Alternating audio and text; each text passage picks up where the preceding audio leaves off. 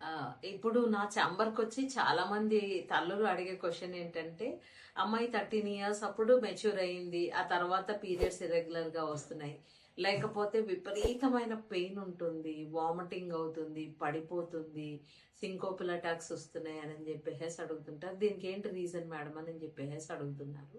దీనికి purely hormonal dependency ఉంటుంది. Maybe ఒక్కొక్కసారి ఎండోమెట్రియోసిస్ ఏమైనా స్టార్టింగ్ స్టేజ్ ఆఫ్ ఎండోమెట్రియోసిస్ ఉండొచ్చు. తప్పకుండా దానికి అన్ని ఇన్వెస్టిగేషన్స్ చేసుకోవాలి. ఇన్వెస్టిగేషన్స్ చేసుకొని ఒక కన్సల్టేషన్ గైనకాలజిస్ట్ తోటి తీసుకొని ఇన్వెస్టిగేషన్ చేసుకోవాలి.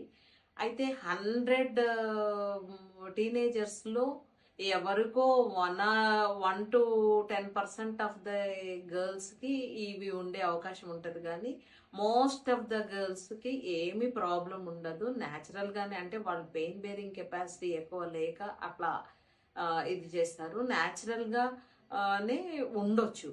అయితే ఈ పెయిన్ తగ్గించుకోవాలి అనంటే తప్పకుండా ఏం చేయాలంటే ఎక్సర్సైజెస్ చేయాలి, వాకింగ్ చేయాలి, మంచి ఫుడ్ తీసుకోవాలి, బ్యాలెన్స్డ్ డైట్. ఇట్లా తీసుకుంటే, ఎక్సర్సైజెస్ చేస్తే తప్పకుండా బాడీ హార్మోన్స్ రెగ్యులేట్ అవుతాయి.